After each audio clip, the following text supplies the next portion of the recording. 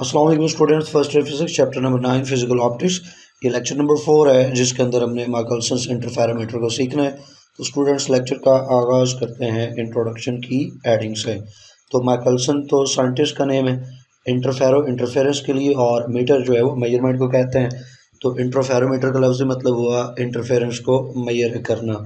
ये एक optical instrument है, यानी लाइट को यूज़ करता है और इसको इस्तेमाल किया जाता है इंटरफेरेंस ऑफ लाइट को स्टडी करने के लिए। और अगर लाइट की वेवलेंथ अननोन है तो इस इंस्ट्रूमेंट की मदद से उसको फाइंड किया जा सकता है। फिर दूसरी हेडिंग जो है वो प्रिंसिपल की है। तो माइकलसन इंटरफेरोमीटर बेस करता है on the principle of division of amplitude, यानी यहाँ एक बीम ऑफ लाइट है, उसके दो हिस्से हो जाने हैं। एक उसका रिफ्लेक्टेड पार्ट होगा, एक ट्रांसमिटेड पार्ट होगा।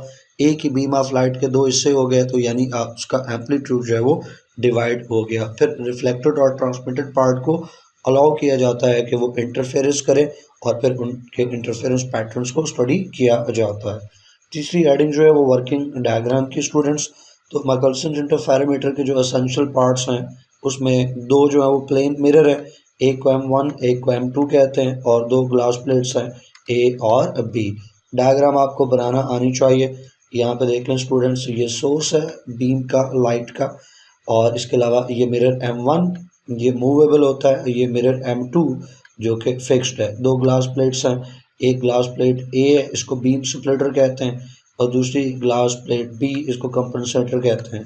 अब इनको क्यों बीम स्प्लिटर और कंपनसेटर कहा गया है, तो अभी इसको हम थोड़ी देर तक देख लेंगे कि इनको ये नाम क्यों दिए गए हैं। यहाँ पे आई या टेलीस्कोप मौजूद है जहाँ से हम जो इंटरफेरेंस के पैटर्न्स हैं उनको ऑब्जर्व करते हैं। तो डायग्राम भी आपको आनी चाहिए, लाइंस वगैरह जो लगी हैं इनको भी अभी हम लगाना सीखेंगे। तो पहले इसके ओवरऑल स्ट्रक्चर को देख लें। मिरर M1 मूवेबल है, M2 फिक्स्ड है।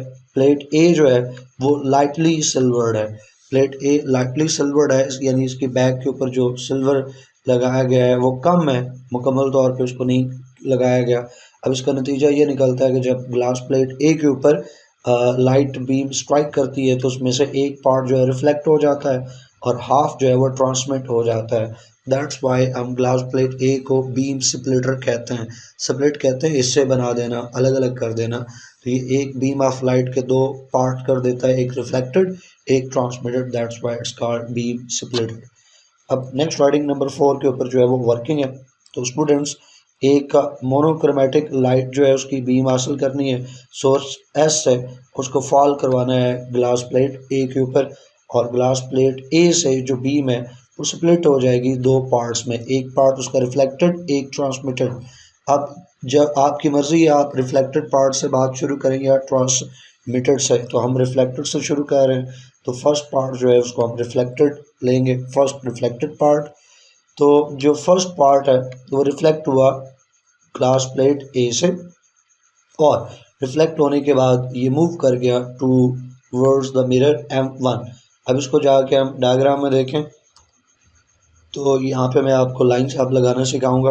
ये सोर्स से बीम ऑफ लाइट जो है, चलें कोशिश करते हैं स्ट्रेट लाइन जो है वो ऑलमोस्ट हो।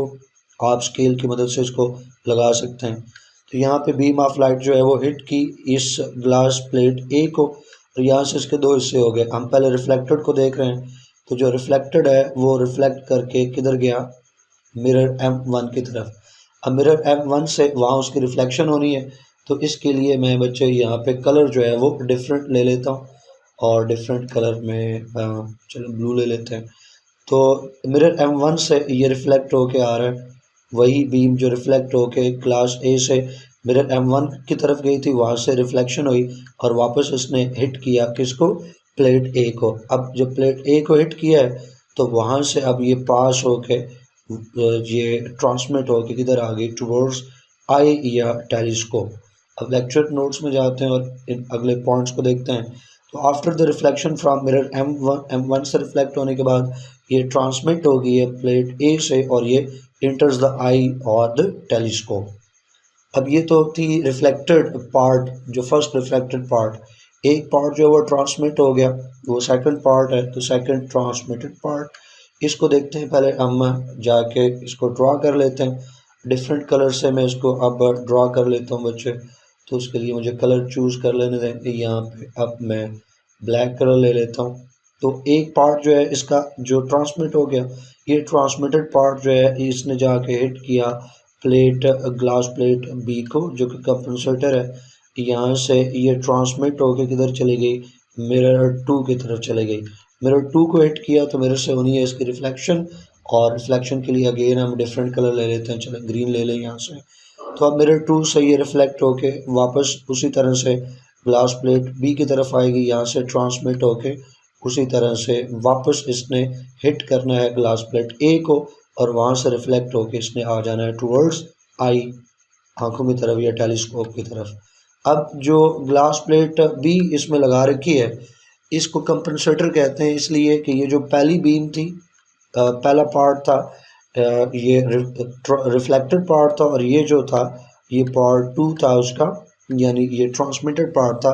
तो पार्ट 1 ने जितनी लेंथ कवर की है आइस तक पहुंचने में, तो जो पार्ट 2 है वो भी उतनी ही लेंथ कवर करे आइस तक पहुंचने में। इसके लिए हम बीच में ग्लास प्लेट बी रखते हैं, इसको कंपनसेटर कहते हैं, क्योंकि ये जो डिफरेंस होता है लेंस का उसको ख़त्म कर देता है और इक्वलाइज कर देता है पाथ को या लेंस को। तो ट्रांसमिटेड पार्ट में देखें वही पॉइंट लिखे हैं कि सेकंड पार्ट रिफ्लेक्ट हुआ ग्लास ट्रांसमिट हुआ ग्लास प्लेट ए से और गया मिरर 2 की तरफ, और मिरर 2 से रिफ्लेक्ट होकर वापस प्लेट ए की तरफ आया, और वहाँ से ये किधर इंटर हो गया रिफ्लेक्ट करके आइस की तरफ। अब जो यहाँ पे प्लेट बी लगा रखी थी ग्लास प्लेट बी, उसका क्या रोल है, ये कंपनसेटर, ये एक तो बीम जो 2 है ये पार्ट 2 था उसके रास्ते में रखते हैं। ये चीज़ आपसे MCQs में पूछी ही जा सकती है, इसको आप MCQs के लिए तैयार करेंगे कि बीम 2 के रास्ते में प्लेट बी को रखा जाता है, और इसको कंपनसेटर कहते हैं क्योंकि ये इक्वलाइज करता है पाथ लेंथ बीम 1 और बीम 2 की बराबर कर देता है। तो ये वर्किंग थी। इसके बाद है कंडीशंस फॉर इंटरफेरेंस, क्योंकि जो दोनों पार्ट्स थे रिफ्लेक्टेड और ट्रांसमिटेड अल्टीमेटली वो आइस तक पहुँचे हैं, टेलीस्कोप तक पहुँचे हैं, वहाँ उन्होंने इंटरफेरेंस उनकी होनी है। तो इंटरफेरेंस दो तरह की होती है, कंस्ट्रक्टिव और डिस्ट्रक्टिव। तो भाई पहले कंस्ट्रक्टिव लिख लेते हैं, आपकी मर्ज़ी, आप पहले डिस्ट्रक्टिव लिख सकते हो। तो कंस्ट्रक्टिव इंटरफेरेंस की कंडीशंस आपने बतानी है। प्रीवियस लेक्चर में जो इंटरफेरेंस का लेक्चर देखा है उसकी कंडीशंस वहाँ हमने पढ़ी थी, वही कंडीशंस यहाँ पे अप्लाई होंगी। अगर कंस्ट्रक्टिव इंटरफेरेंस होनी है तो पार्ट डिफरेंस जो है वो या तो नहीं होना चाहिए 0 का, या फिर lambda integral multiple of wavelength होना चाहिए। तो अगर पार्ट डिफरेंस जो है वो दोनों में 0 है या इंटीग्रल मल्टीपल है वेवलेंथ लैम्डा का, देन कंस्ट्रक्टिव इंटरफेरेंस होगी और ब्राइट जो फ्रिंज है वो ऑब्जर्व होगा स्क्रीन के ऊपर। तो अगर हम पार्ट डिफरेंस को डी से डिनोट करें तो या तो वो 0 होना चाहिए, lambda 2 lambda 3 4 lambda and so on, यानी इंटीग्रल मल्टीपल ऑफ वेवलेंथ होना चाहिए। अब इसको अगर जनरलाइज फॉर्म में लिखें तो d is equal to m lambda, यहाँ पे एम जो है वो 0 1 2 3 कोई नंबर हो सकता है। फिर है डिस्ट्रक्टिव इंटरफेरेंस। तो डिस्ट्रक्टिव इंटरफेरेंस में पार्ट डिफरेंस या तो हाफ वेवलेंथ का हो या फिर odd integral multiple of half wavelength. तो पार्ट डिफरेंस जो है वो दो पार्ट्स ऑफ द लाइट, यानी एक रिफ्लेक्टेड एक ट्रांसमिटेड, ये वो और या तो हाफ वेवलेंथ हो या odd integral multiple of half wavelength हो। फिर डिस्ट्रक्टिव इंटरफेरेंस होगी और डार्कनेस जो है वो स्क्रीन के ऊपर ऑब्जर्व होगी। तो पार्ट डिफरेंस या तो हाफ वेवलेंथ या odd integral multiple of half wavelength. इसको जनरलाइज फॉर्म में लिखें तो m plus 1/2 into wavelength lambda, ये आ गया। और यहाँ पे m जो है वो 0 1 2 3 कोई से नंबर हो सकता है। ये ऑलरेडी इंटरफेरेंस का जो प्रीवियस लेक्चर है उसमें ये सारी चीज़ें हम कवर कर चुके हैं, इंटरफेरेंस की कंस्ट्रक्टिव और डिस्ट्रक्टिव की कंडीशंस यहाँ पर रिपीट होगी। 6 नंबर के ऊपर जो छठी हेडिंग है वो बच्चे अल्टरनेट ब्राइट और डार्क फ्रिंजेस हैं। अब कंस्ट्रक्टिव इंटरफेरेंस और डिस्ट्रक्टिव इंटरफेरेंस होनी है तो इसको हम कंट्रोल कर सकते हैं कि जो मिरर M1 है वो मूवेबल मिरर है। अब मूवेबल मिरर है बच्चे तो उसको मूव करके M1 को मूव करके तो हम कभी कंस्ट्रक्टिव पर डिस्ट्रक्टिव फिर कंस्ट्रक्टिव फिर डिस्ट्रक्टिव, तो मिरर M1 को मूव करते जाएं और कंस्ट्रक्टिव और डिस्ट्रक्टिव इंटरफेरेंस आप करवाते जाएं और फ्रिंजेस जो हैं उनको हासिल करते जाएं और काउंट करते जाएं। बच्चे दो मिरर्स हैं M1 और M2 इक्वी डिस्टेंस के ऊपर मौजूद है ग्लास प्लेट ए से। प्लेट ए से जितना फासला M1 का है, अगर उतना ही फासला M2 का हो तो इसका मतलब है कि दो जो रिफ्लेक्टेड और ट्रांसमिटेड पार्ट्स होंगे वो ऑप्टिकली सेम पाथ कवर करेंगे, पार्ट डिफरेंस फिर ज़ीरो होगा, और जब पार्ट डिफरेंस ज़ीरो हो तो कंस्ट्रक्टिव इंटरफेरेंस होगी और ब्राइट फ्रिंज जो है वो ऑब्जर्व किया जाएगा। अब आप ये तो इनिशियल है ना, स्टार्टिंग में M1 और M2 इक्वल फासले के ऊपर मौजूद हैं, तो ये तो हो गया स्टार्टिंग पॉइंट। फिर M1 चूंकि मूवेबल है तो उसको आप मूव करवा दें। अब M1 को आपने कितना मूव करना है, λ/4 बैकवर्ड आपने λ/4 मूव करना है। रफ में जाके आपको समझाता हूँ कि λ/4 मूव करने का क्या मतलब है। यहाँ पे हम एक का पॉइंट मार्क कर लेते हैं, इसको ज़ीरो कह देते हैं। ये M1 की पहली, मिरर 1 की पहली पोजीशन है। फिर हम इसको बैकवर्ड मूव करके गए और कितना मूव किया हमने मिरर M1 को बच्चे, हमने मिरर M1 को मूव किया λ/4। अब जब आप मिरर को λ/4 पीछे की तरफ लेके गए हो, अब मुझे बताओ कि यहाँ ग्लास प्लेट ए से, इसको थोड़ा और नीचे कर लेते हैं, यहाँ ग्लास प्लेट ए से जो बीम थी, जो रिफ्लेक्टेड बीम थी, ये पार्ट था, उसको अब कितना डिस्टेंस एक्स्ट्रा कवर करना पड़ेगा। λ/4 उसको जाने में कवर करना पड़ेगा और λ/4 उसको आने में कवर करना पड़ेगा। यानी डिस्टेंस जो आपने मिरर को दिया वो तो λ/4, लेकिन लाइट को डबल कवर करना पड़ा। लाइट को एक बार λ/4 जाने में एक्स्ट्रा कवर करना पड़ा और एक बार लाइट को λ/4 आने में एक्स्ट्रा कवर करना पड़ा। तो लाइट को टोटल कितना एक्स्ट्रा कवर करना पड़ा, तो इसको एलसीएम की मदद से सॉल्व करें तो ये हाफ लैम्डा आ जाएगा। तो लाइट को जो एक्स्ट्रा डिस्टेंस कवर करना पड़ा जब आपने मिरर को λ/4 मूव किया, तो लाइट को λ/2 एक्स्ट्रा डिस्टेंस कवर करना पड़ा।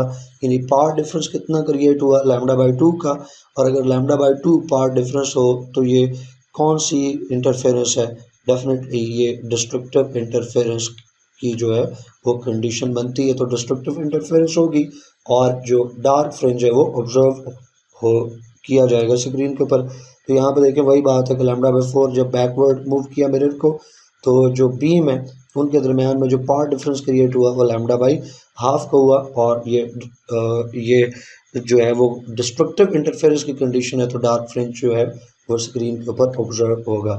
अब M1 को फर्दर आप मूव करें λ/4 बैकवर्ड, दोबारा रफ में जाएंगे और अब ये पोजीशन 1 होगी और अब ये नई पोजीशन देते हैं λ/4 और इसको पीछे लेके जाते हैं मिरर को। तो λ/4 पहले मूव कर चुके, λ/4 और मूव कर लिया, तो टोटल कितना मूव किया, λ/4 प्लस λ/4, टोटल जो मूव किया वो हाफ लैम्डा मूव किया। मिरर को अब की बार कितना मूव कर चुके हम, λ/हाफ मूव कर चुके। तो मिरर अगर λ/हाफ मूव हुआ है तो लाइट को कितना फिर एक्स्ट्रा डिस्टेंस कवर करना पड़ेगा, λ/2 एक बार जाने में और λ/2 एक बार वापस आने में। तो लाइट को λ/2 प्लस फिर वापस आने में λ/2, तो लाइट को जो एक्स्ट्रा डिस्टेंस कवर करना पड़ा half lambda plus half lambda, एक लैम्डा, तो एक वेवलेंथ का डिस्टेंस कवर करना पड़ा एक्स्ट्रा लाइट को। इसका मतलब पार्ट डिफरेंस जो क्रिएट हुआ वो वेवलेंथ का हुआ। ये जो वेवलेंथ का पार्ट डिफरेंस हो तो ये तो कंस्ट्रक्टिव इंटरफेरेंस की कंडीशन है, इसका मतलब है कंस्ट्रक्टिव इंटरफेरेंस होगी और अब की बार जो है वो ब्राइट फ्रिंज जो है वो ऑब्जर्व किया जाएगा। इसी तरह फिर आप मिरर को और पीछे लेके जाएं λ/4, अब की बार डार्क, फिर जब आप λ/4 पीछे लेके जाएंगे मिरर को तो अब की बार ब्राइट, तो डार्क ब्राइट अल्टरनेट आप जो फ्रिंजेस हैं वो हासिल कर सकते हैं। हर बार मिरर M1 को आप λ/4 पीछे की तरफ मूव करते जाएं। तो मिरर M1 उसको मूव करें slowly distance by λ/4 each time, तो ब्राइट और डार्क फ्रिंजेस अल्टरनेटिवली आप प्रोड्यूस करवाते जाएंगे स्क्रीन के ऊपर, जैसे यहाँ आप फिगर के अंदर देख रहे हैं। तो इस टॉपिक की सातवीं और आखिरी हेडिंग जो है वो वेवलेंथ ऑफ लाइट है, कि अगर लाइट जिसको हम यूज़ कर रहे हैं माइकलसन इंटरफेरोमीटर में, उसकी वेवलेंथ अननोन और हमें कैलकुलेट करनी है तो कैसे कैलकुलेट कर सकते हैं। तो फ़र्ज़ कर लो m नंबर ऑफ फ्रिंजेस हो जो हमने ऑब्जर्व किए और मिरर M1 को मूव किया backward through distance λ/4 each time. हर दफ़ा जब λ/4 मिरर M1 को पीछे की तरफ मूव कर रहे हैं तो m नंबर ऑफ फ्रिंजेस हमने जो है वो ऑब्जर्व किए या काउंट किए। तो टोटल डिस्टेंस जो हमने पीछे उसको मूव किया स्टार्टिंग पॉइंट से फाइनल पॉइंट तक, टोटल डिस्टेंस जो हमने मूव किया वो हमने डिस्टेंस अगर निकालना हो तो उसको p कह दें और वो कैसे निकलेगा, m नंबर ऑफ फ्रिंजेस है, एक बार λ/4 मूव किया तो लाइट को जो कवर करना पड़ा डिस्टेंस λ/4 जाने में और λ/4 आने में, तो इसको ऐड करें λ/4 प्लस λ/4, ये इसको एलसीएम की मदद से इसको सॉल्व करें तो 2λ/4 हो जाएगा। फर्दर इसको सिंप्लीफाई करें तो λ/2 हो गया और m जो है वो साथ ऊपर लैम्डा का मल्टीप्लाई हो जाएगा, m λ/2, 2 को इधर जाके मल्टीप्लाई कर दें 2p equal to m lambda, और लैम्डा को एक तरफ करना है तो m जाकर डिवाइड हो जाएगा तो लैम्डा इक्वल टू 2p/m। तो यहाँ पे बच्चे अगर हमें टोटल डिस्टेंस जो मूव किया मिरर को फाइनल इनिशियल पॉइंट से लेके आखिरी पोजीशन तक, ये p अगर हमें पता हो कितना मूव किया है और इसी तरह से नंबर ऑफ फ्रिंजेस जो हमने ऑब्जर्व किए वो हमें पता चल जाए तो हम वेवलेंथ जो है वो कैलकुलेट कर सकते हैं, लैम्डा कैन बी कैलकुलेट। तो ये था बच्चों माइकलसन इंटरफेरोमीटर का टॉपिक। आई होप कि आपको समझ आया होगा। कोई क्वेश्चन क्यूरी हो तो कमेंट सेक्शन में पूछें, वीडियो को लाइक कर दें, फ्रेंड्स और फैमिली के साथ शेयर कीजिएगा। इंशाल्लाह नेक्स्ट वीडियो में नेक्स्ट टॉपिक को पढ़ेंगे। टिल देन अल्लाह हाफिज़।